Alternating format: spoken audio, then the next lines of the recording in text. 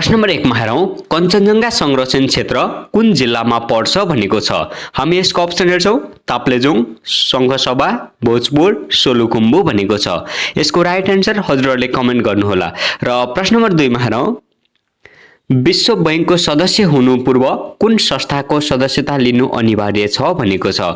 हामी यसको अप्सन हेर्छौं विश्व बैंकको, अन्तर्राष्ट्रिय मुद्रा कोषको, संयुक्त राष्ट्र संघको र माथिको सबै भनेको छ। यसको राइट एन्सर रहेको छ अन्तर्राष्ट्रिय मुद्रा कोष। र प्रश्न नम्बर 4 मा हेरौं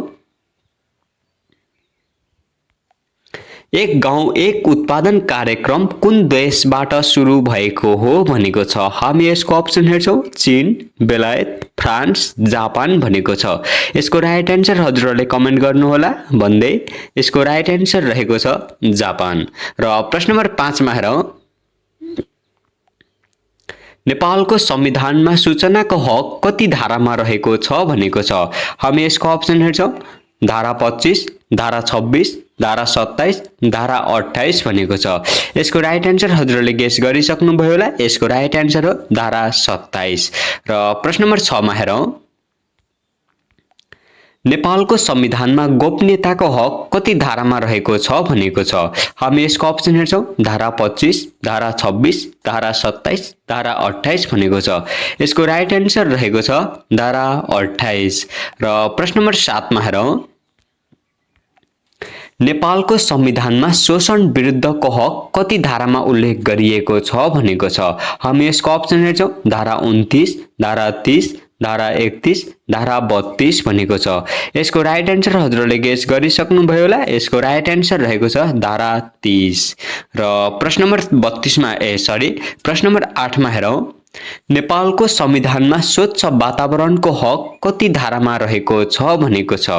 र हामी यसको अप्सन हेर्छौं धारा 29, धारा 30, धारा 31, धारा 32 भनेको छ।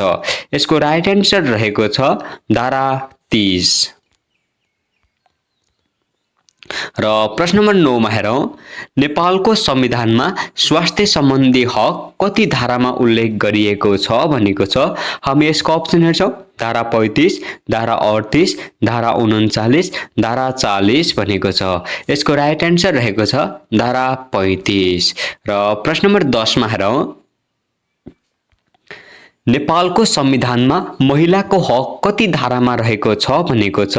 हामी यसको अप्सन हेर्छौं धारा 35, धारा 38, धारा 39, धारा 40 भनेको छ। यसको राइट एन्सर हजुरहरूले गेस गरिसक्नुभयो होला। यसको राइट एन्सर रहेको छ धारा 38। र प्रश्न नम्बर 11 मा हेरौं मरुभूमि नभएको महादेश कुन हो भनेको छ। हामी यसको अप्सन हेर्छौं युरोप, एसिया, उत्तर अमेरिका, अन्टार्कटिका भनेको छ। यसको राइट एन्सर रहेको छ युरोप। र प्रश्न नम्बर 12 मा हेरौं नेपालको पहिलो औद्योगिक क्षेत्र कुन हो भनेको छ। हामी यसको अप्सन हेर्छौं बालाजु, हेटौडा, विराटनगर जुट मिल, माथिको सबै भनेको छ। यसको राइट एन्सर हजुरहरूले गेस गरिसक्नुभयो होला। यसको राइट एन्सर रहेको छ बालाजु। र प्रश्न नम्बर 13 मा हेरौं नेपालको माटोलाई कति भागमा विभाजन गरिएको छ भनेको छ। हामी यसको अप्सन हेर्छौं 5, 6, 7, 8 भनेको छ। यसको राइट एन्सर हजुरहरूले गेस गरिसक्नुभयो होला। यसको राइट एन्सर रहेको छ 5 भागमा।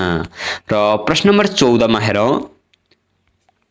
पहिलो कमलहरी मुक्त जिल्ला कुन हो भनेको छ। हामी यसको अप्सन हेर्छौं दाङ, बाँके, जुम्ला, हुम्ला भनेको छ।